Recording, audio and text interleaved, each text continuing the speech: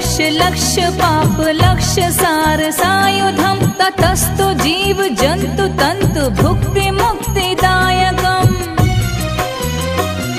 विरञ्चि विष्णु शङ्कर स्वकीय धाम वर्मदे त्वदीय पाद पंकजं नमामि देवी नर्मदे।